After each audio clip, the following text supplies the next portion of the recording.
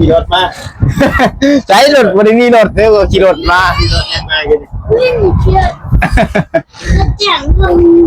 นั่งรถคนส่งมาน้ำเพิ่น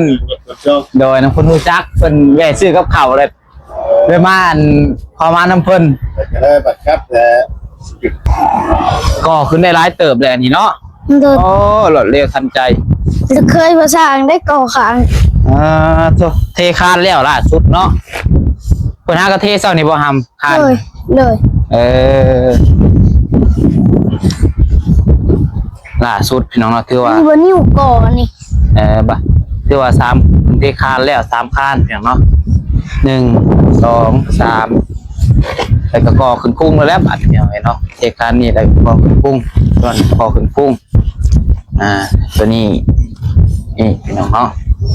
โอ้ตั้งบ่เป็นตั้งมือได้ชาวงกบนี่ตั้งขึ้นเลยตั้งขึ้นนี่เลย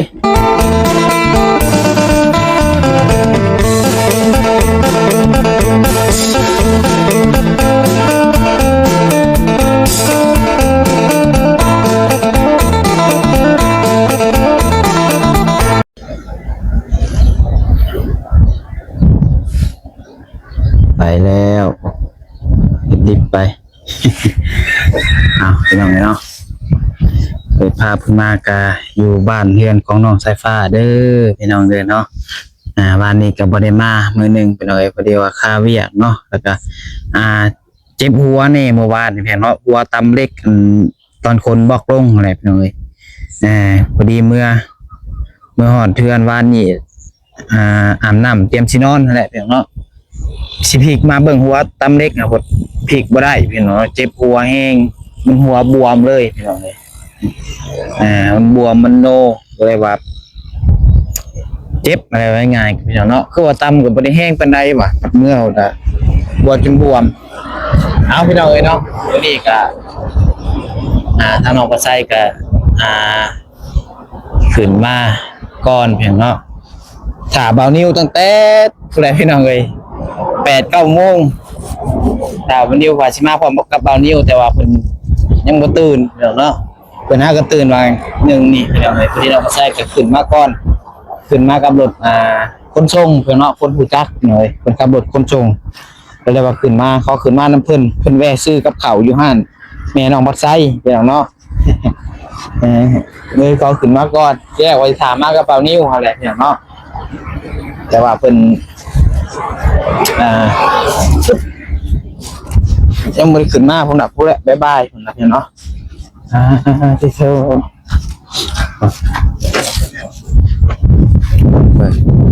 ไปดิเนาะ8-9-6-8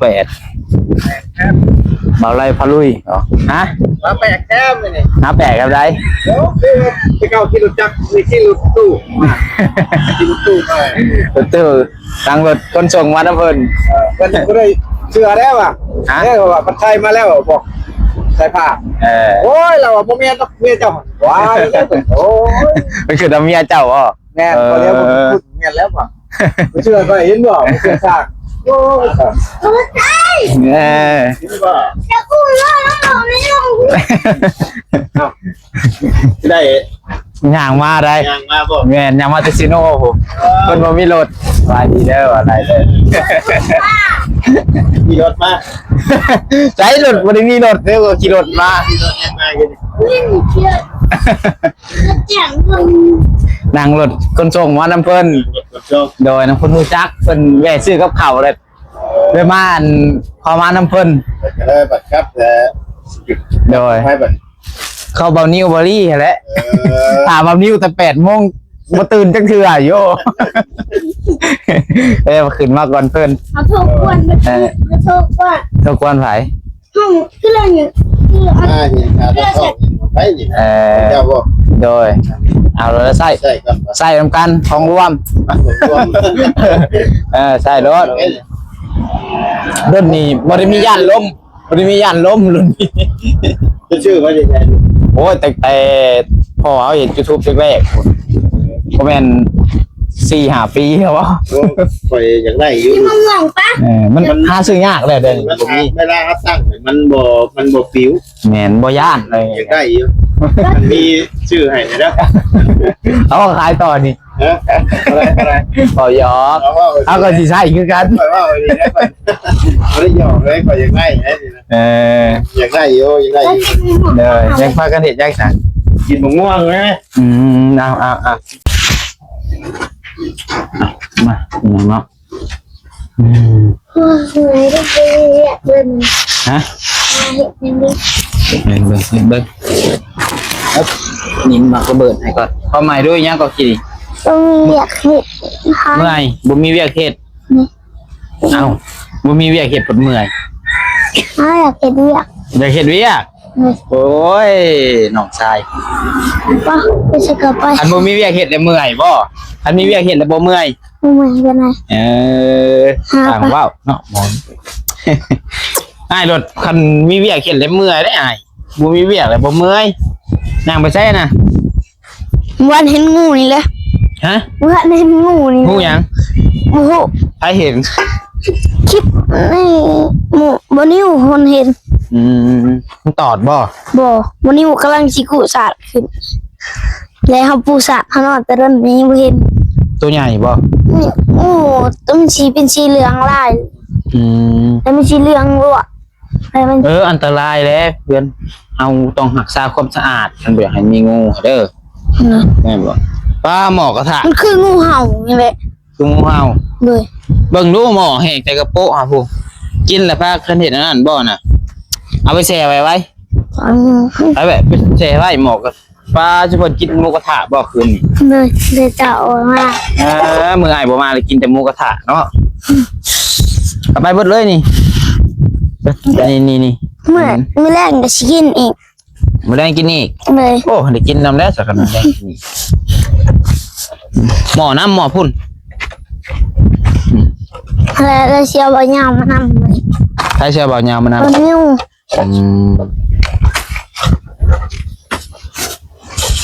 เอาไปแช่ไว้ให้กินกัน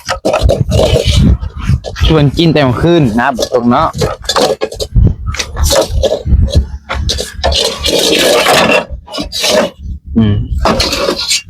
ชุบน้ำใช่เป็น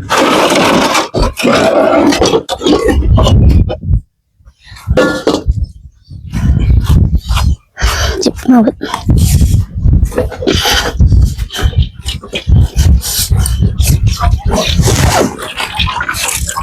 มาสุดไป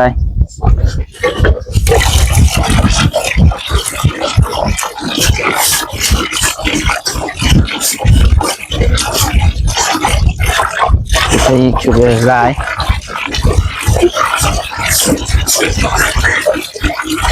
นี่ให้มันถ่วมคุณ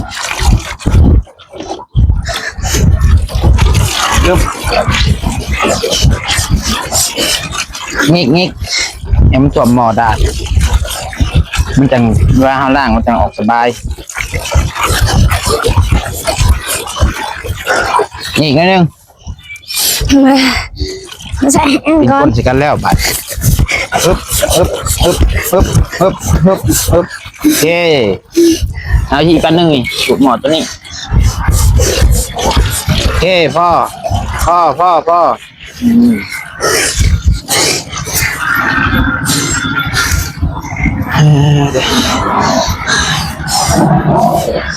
าบได้บ่น้ำล้างได้หนา ดูหน่อยก่อน ยังไม่ได้ล้างซ้ำมืออีกอะ เอาหนาวเอามือเอาหนาว หนาวเบิ่งไอ้ถามมีเหตุที่ไอ้ถาม เอามือแล้วไม่เห็นเลย ตื่นมาหาไอ้บอกให้ล้างหนาคือบ่ล้างแต่ละมือก็ล้างที่บ่ไอ้บ่มา นั่งอยู่ ล้างอยู่ยังไงเลยล้างหนาไว้เด้อล้างไว้รถมันช่วยแล้วนี่ฮะมันเที่ยงแล้วล้างไอ้สีเขียวเด้อ เลย จังหน่อยบอสมันสิทูซะมันสิล้างผมบนกระกูดเลยเนาะป้าผมนอกก่อนแข็งเลยพี่น้องเลยตอนไฟใหม่ตอนไฟลวกตอนนั้น 5 ที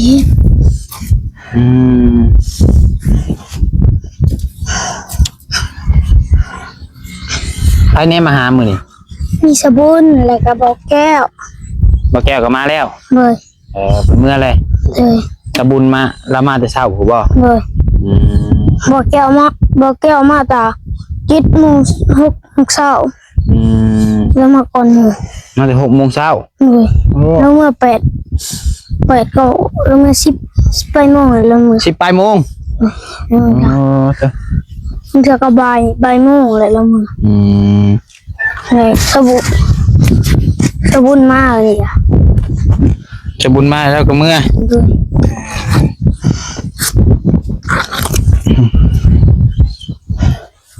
ใครจะไปเบิ่งดูเพื่อนจะฮอดใช่เลยปะใส่ผ้าดูพอสร้างคนไปซื้อยังก่อกินเนี่ย จะซื้อเล็กตะปู ซื้อเล็กแต่ปู เนี่ยมาเอา สุกไปยังรอบ่สุกไปก็ได้สุกไปผมก็ได้ป้าแหละบริมาบริมามือเดียวพี่เนาะก็ขึ้นได้ร้ายเติบเลยนี่เนาะหลอดเร็วทันใจจะเคยภาษาอังได้ก่อขางเทคานแล้วล่ะสุดเนาะคนหากระเทเศร้านี่บ่ทำคานเลยล่าสุดพี่น้องเราถือว่าบนนิ้วก่อนี่บ่ถือว่า3เทคานแล้ว3คานพี่น้องเนาะ1 2 3แล้วก็ก่อขึ้นกุ้งแล้วบัดพี่น้องเนาะเทคานนี่แล้วก่อขึ้นกุ้งส่วนก่อขึ้นกุ้งตัวนี้นี่พี่น้องเนาะโอ้ตั้งวงเป็นตั้งมือได้สวงกบนี่ตั้งขึ้นเลยตั้งขึ้นนี่เลยเห็ดแล้วอันนี้ก็กินหมูกระทะเลยนี่ได้เลยกินหมูกระทะเลยเพิ่นก่อ2 ห้องนี่เนาะก่อเอาแต่2 ห้องก้อนเนาะเลยนี่พี่น้องมันจะติดกันแบบนี้เลยก่อเอาก่อนแค่ว่ามีงบมีเงินมาอีกก็ก่ออ้อมมาบนเลยเพียงเนาะอนาคตเนี่ยก่อจะพี่อ้อมบัดเทือนเลยแค่ว่ามีเงินมีคำมีงบเข้ามาต่อพี่น้องเนาะแต่ว่าคะแนนอนาลีกับทางไอรีเป็นกะซีเอาให้แล้วตัวนี้ก่อนเพียงเนาะคือ2 ห้องนอนนี่ต้องให้แล้วก่อนเนาะอย่างไรต้องให้แล้ว2 ห้องก่อนก็ให้น้องๆเพิ่นได้อยู่ได้นอนนั่นแหละพี่น้องเนาะ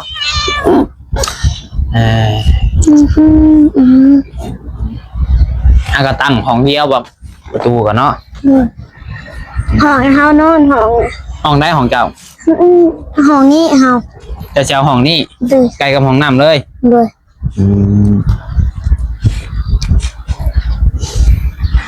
ขนมแพมาให้นะใช่ขนมบอรี่มาให้ขนมบอรี่มาให้บอรี่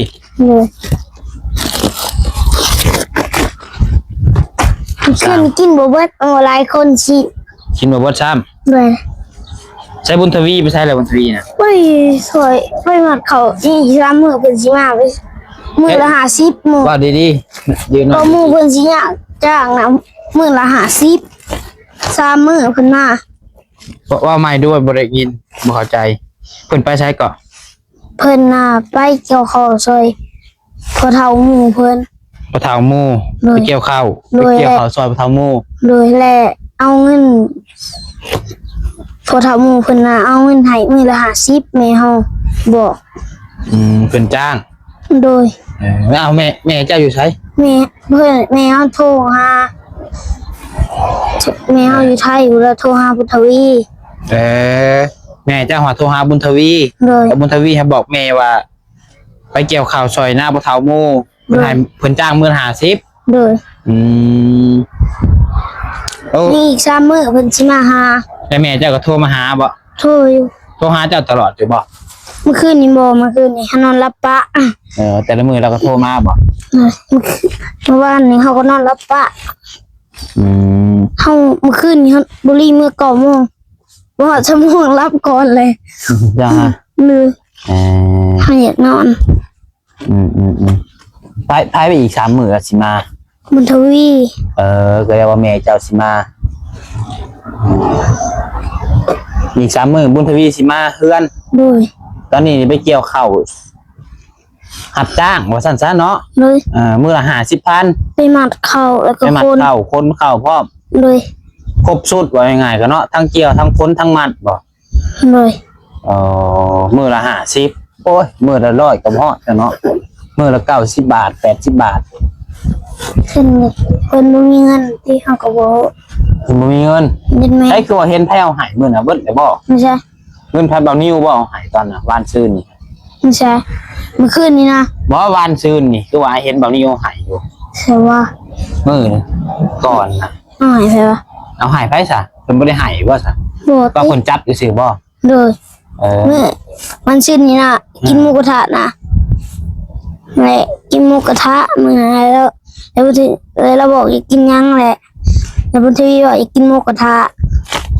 มุทวีเป็นคนบอกว่าอยากกินหมูกระทะ เลย แต่บ่มาซ้ำ เลย อ๋อบ่ได้กินซ้ำเนาะ เลย ไปเกี่ยวข้าวใส่หมูเซยคือว่าเฮ็ดมันเห็นในคลิปเบาลี่ว่าจะเห็นเงินเหี่ยบ่ เลย เห็นเงินเหี่ยเท่าไรเงินเหี่ย เซนหา 150,000 ห้องก่อนเห็นอยู่ติ เห็นแล้ว ยัง เอ้า เขาชี้ห้าบางเดียวตั้งเฮือนเขายังบ่ทันขึ้นหาบ่ เหี่ยจักมื้อแล้วมันเหี่ยนะ โดนเติบแล้วเขาลืม โดนเติบตั้งแต่ช่วงตอนนั้น อันน่ะผู้ประจักษ์มื้อต่อที่ว่าเจ้าสิไปเอาหมักขามกับอ้ายมื้อที่ช่องคลิปมาอ้ายสิโหลดบ่ได้พุ่นตั้งแต่พุ่นประจักษ์ เห็นแม่เขาลื เพ ม ราะว่าตอนนั้นหาอ้ายก็เห็นเจ้าอยู่เจ้ายังใส่อยู่ แต่วันนี้มื้อต่อมาหาอ้ายบ่ได้มามื้อนั้นมื้อที่ว่าหลังจากที่คลิปอ้ายลงบ่ได้มื้อที่เฮาไปเอาหมักขามหาเด้แต่มื้อต่อมาแล้วอ้ายบ่ได้มา แล้วเขาขี่รถจักรเลยให้เจ้าพาไปเอามาคามแล้วว่าลี่อยากทำไมมือนะ มื้อนั้นแต่มื้อต่อมาอ้ายยังเห็นอยู่แหละในคลิปไผนะเขาทีมงานบ่แซนนี่แหละเพิ่นเราเห็นนั่นน้องเพิ่นเขาจะไผก็บ่ฮู้ว่าไผชื่อว่าทีมงานเขาบ่แซนพี่น้องเอ้ยเห็นเจ้าอันจกเงินในโทรศัพท์ออกมาอยู่ออกมาอ้างมันเข้าให้อ้ายเพิ่นนะว่ามีเงินหลายนั่นนี่นะบอก จะโดนเต็มเขาลืมเลย เริ่มเลยแต่ว่าอ้ายเบิ่งอยู่คลิปนะอ้ายจื้อได้อยู่ เห็นเพิ่นจกเงินออกมาแต่ลางโทรศัพท์พี่น้องเนาะFC พอได้เบิ่งคลิปนั้นแน่พี่น้องเนาะคอมเมนต์คือน้องบัดไซอันจำผิดบ่พี่น้องเนาะแต่ว่าคือสิบ่จำผิดพี่น้องเอ้ย โดนเต็มละ อันนี้ก็บ่ได้โทษผู้นั้นผู้นี้ได้พี่น้องคือน้องบัดไซเล่าให้ฟังซื่อที่ว่าน้องบัดไซจื้อได้เนาะแต่เห็นที่ว่าก่อนที่เงินน้องเพิ่นจะเสีย เด็กนอนเลย 150,000ก็ประมาณ 200-300 เนาะ 200 บาท แล้วก็นอนแล้วเฮานี่ เคสก็เสียบ่ หน่อย เคสโทรศัพท์ก็เสียเห็นบ่ หน่อยเฮาเหนื่อยได้ว่า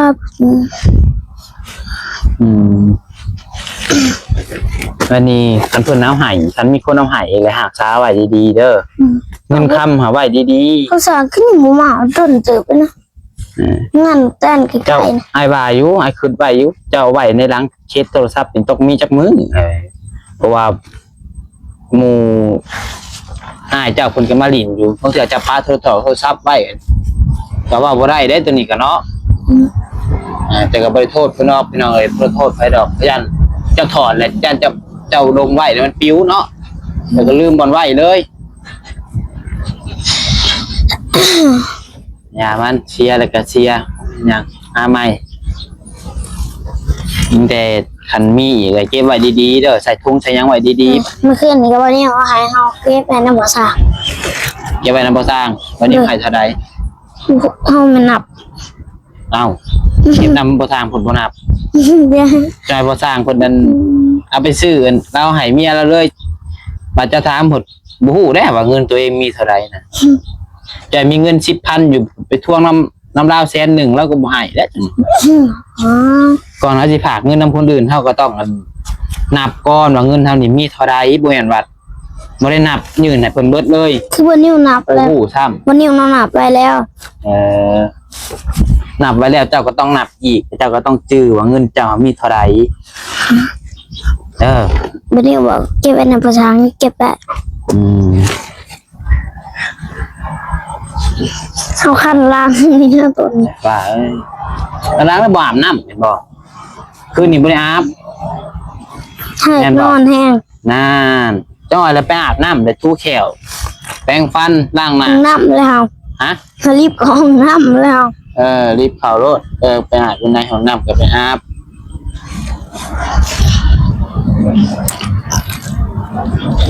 มีอยู่บ่น้ำในห้องน้ำตักมาแล้ว นั่งมันบ่มีทางใหญ่ มีแต่ตัวของน้ำถ่ายมีน้ำนะมีทางเดียวทีนี้ภาษาเอาไว้ก้อยปูน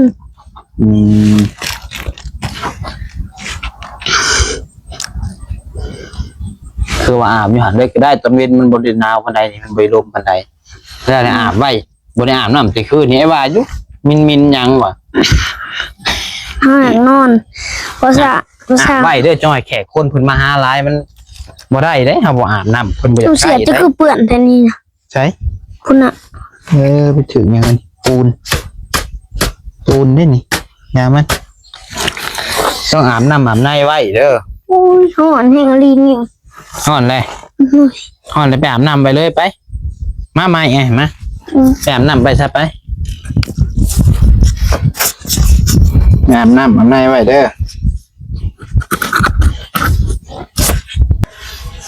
เดี๋ยวให้น้องเพิ่นไปอาบน้ำก่อนเอามาใส่กันสิพาให้พี่น้องเราเบิ่งเพิ่นก็คือว่าล่าสุดนี่ก็คือเป็นกาเทคานทั้งเทิงแล้วเพียงเนาะเทคานไปมืออื่นก็คือสิแก้ได้บ่มืออื่นก็มือแรงเห็นเนาะถ้ามันแห้ง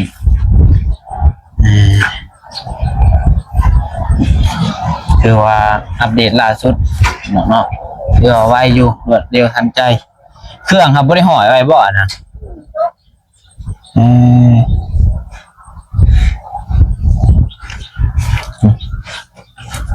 ถือว่าเริ่มเป็นหุบเป็นหางขึ้นมาหลายเติบอย่างเนาะ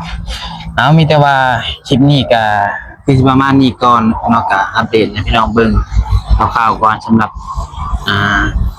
คลิปนี้พี่น้องมีแต่ว่าถ้าเบิ่งคลิปต่อไปพี่น้องเนาะก็อยู่ดีมีแรงบ่จุกสุคนพี่น้องเด้อเนาะถ้าผิดพลาดประการใดก็ขอโทษขออภัยนำเวลาขอบคุณพ่อแม่พี่น้อง FC เนาะที่เข้ามารับชมคลิปน้องปัดไซจนต้นจนจบจนได้กระฝากไปพี่น้องเป็นกำลังใจกดไลค์กดแชร์คนละไลค์1แชร์ได้พี่น้องเด้อเนาะที่สำคัญก็อย่าลืมกดติดตามให้น้องปัดไซแน่พี่น้องเนาะตอนนี้ก็กดติดตามก็ผ่านแล้วเนาะก็ยังเหลือแต่สมงบัดนี้พี่น้องเนาะยังเหลือแต่สมงพี่น้องเอ้ยก็ดีใจจังได้ก็ขอขอบคุณพ่อแม่พี่น้อง FC หลายๆที่กดติดตามพี่น้องปัดไซเนาะ2-3ห้องก็2แม่อะไรพี่น้องเนาะการยังสิเปลี่ยนชื่ออยู่พี่น้องเนาะเดี๋ยวพูดก่อนเนาะพูดชื่อก่อนก็ยังบ่ฮู้ว่าจะสิเปลี่ยนแนวใดพี่น้องเนาะจะสิใส่ชื่อแนวใดก็เดี๋ยวเบิ่งก่อนพี่น้องเรามื้อเทื่อก็สิใส่FC หลายคนมันก็ให้เม่นมาอยู่เนาะเพิ่นก็ว่าอยากให้น้องปัดไซเปลี่ยนชื่อให้ชื่อน้องปัดไซเองเพิ่นว่าเนาะใส่สายกกสายบุญนั่นแหละพี่น้องคือว่าสายกก V2 บ่สายกกสายบุญ V2 บ่คือว่าสายกกชาแนลแนวน้องปัจจัยก็ขึ้นแล้วก็อันนั้นก่อนพี่น้องเนาะก็ถาม FT นำกันนี่แหละพี่เนยบางคนก็ว่าใส่กกชาแนลเพิ่นว่าเนาะมีแต่ว่าคลิปนี้ก็คิดมานี่แหละพี่น้องเด้ออยู่ดีมีแฮงบ่สุขคนที่ผ่านประการใดก็ขอโทษขออภัยนำหลายขอกล่าวคำว่าสบายดี